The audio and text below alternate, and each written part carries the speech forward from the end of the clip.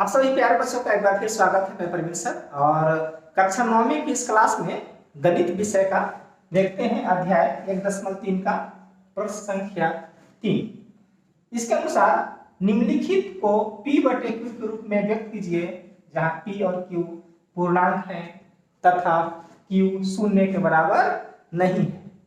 पहला प्रश्न है 0.6 आवर्ती, तो इसका मतलब ये हुआ कि 0.6 आवर्ती का मतलब 0.6 और ये बार बार ये 6 का दोहराव हो रहा है। इसका मतलब ये हुआ कि दशमलव के बाद 6 की संख्याएं अनिश्चित है।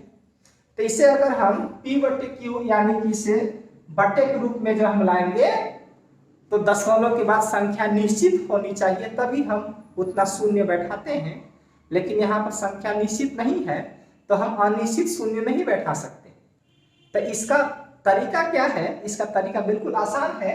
तो क्या करेंगे कि इसे हम मानते हैं कि माना x बराबर 0.666 डॉट डॉट डॉट और इसे हम समीकरण 1 मान लेते हैं।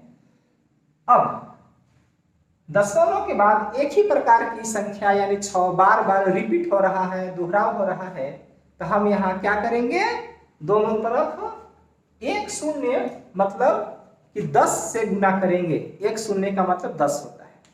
तो अगर हम यहाँ पर दशमलव पर दो प्रकार की संख्या बार बार रिपीट होती है तो हम 2 शून्य मतलब 100 से गुना करते हैं। 3 प्रकार की संख्या रिपीट होती है तो 3 शून्य मतलब 1000 से गुना करते हैं। इसी प्रकार से आगे विधि बढ़ती है। तो हम यहाँ पे एक प्रकार की संख्या रिपीट हो रही है, तो यानी 1 शून्य मतलब 10 से गुना करेंगे। अब 10 से दोनों तरफ गुना करेंगे तो हमें प्राप्त होगा 10x बराबर, यहाँ गुना करने पर दशमलव एक अंक दाहिनी ओर जाती है तो 6.666 और ये डॉट डॉट डॉट। अब क्या करेंगे कि 10x बराबर इस 6 दशमलव को हम लोग 6 प्लस और 0.6666 ऐसे दो हिस्सा में हम तोड़ सकते हैं। यानी दशमलव के बाद पूर्णांक को हम अलग कर देते हैं और बाकी संख्याओं को हम दिखा सकते हैं। अब समीकरण 1 से आप यहां पर देखेंगे, एक कहता है कि x बराबर 0.66, तो यानी कि ये पूरा मान समीकरण 1 के अनुसार x बताया जा रहा है। तो हम यहाँ x लिख देते हैं और x को इधर ले आएंगे तो यह माइनस हो जाता है। 10 में से एक x घटाएंगे तो यह 9x बराबर 6 हो जाता है और x बराबर हमें दिखाई देता है 6/9। इसे साधारण रूप से लाते हैं, 3 से भाग में लगाते हैं दोनों तरफ, तो 3 दूनी 6 3 तरीके 9। तो यही हमारा जो वांछित उत्तर होगा कि P बटे Q के रूप में व्यक्त करना है, तो हमारा आंसर आया 2/3। तो इस प्रकार से हम कोई भी आवर्ती दशमलव को P बटे Q के रूप में व्यक्त कर सकते हैं। अब इसी प्रकार से इसी प्रश्न का अगला खंड 2 पे चलते हैं। तो इसे मानते हैं x बराबर 0.4777। चूंकि यहाँ पर 7 पर आवर्ती है तो 7 बार बार यहाँ पर दोहरा हो रहा है, रिपीट हो रहा है। इसे हम समीकरण 1 मानते हैं। तो यहाँ पे चूंकि एक ही प्रकार की संख्या का दोहराव बार बार हो रहा है 7, तो हम यहाँ पर गुना करेंगे 10 से यानी 1 शून्य से। तो यह हो जाएगा 10x बराबर 4.777 डॉट डॉट डॉट डॉट और यह हो जाएगा समीकरण 2।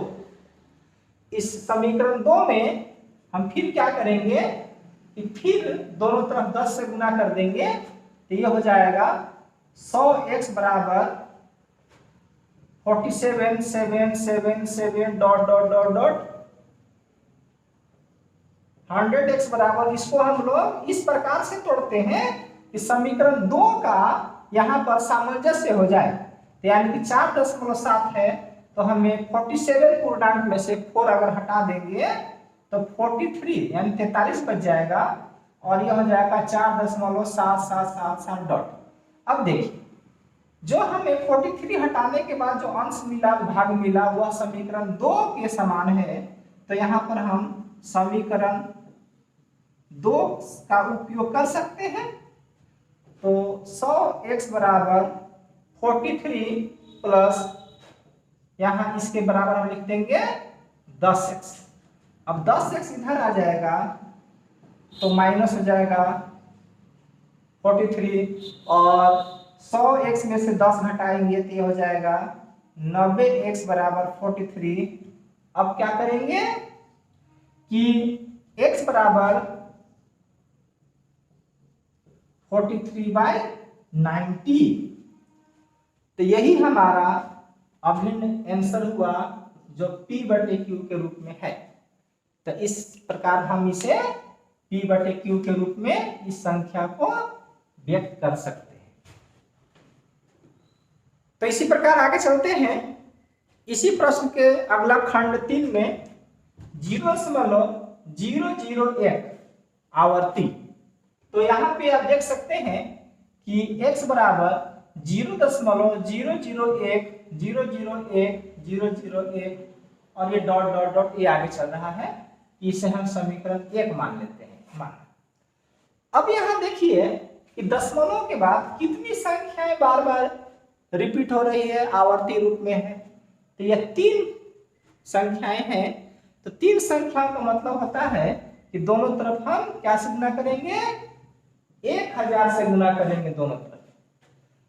तो ये हो जाएगा 1000x बराबर, अब दशमलव चूंकि यहाँ पे आ जाएगा 1.001 डॉट डॉट डॉट।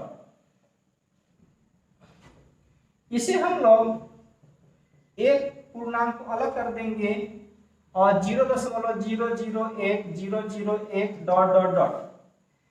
अब पूर्णांक अलग करने के बाद जो भाग बचता है यह समीकरण 1 के समान है। तो यहाँ पर हम समीकरण 1 का उपयोग कर देंगे। तो 1000x बराबर 1 प्लस x। अब x इधर आएगा तो 1000x माइनस x बराबर 1। 1000 में से x में से 1 x घटाएंगे तो ये हो जाएगा 999x बराबर 1। तो यह इसका उत्तर हो जाएगा x बराबर 1/999 जो P/Q के रूप में हमें प्राप्त हो गया। तो ये संख्याएं बहुत आसान है, इनको P/Q के रूप में व्यक्त करना। तो आप इसे अच्छे तरह से सीख पाएंगे। एक बार इसको समझ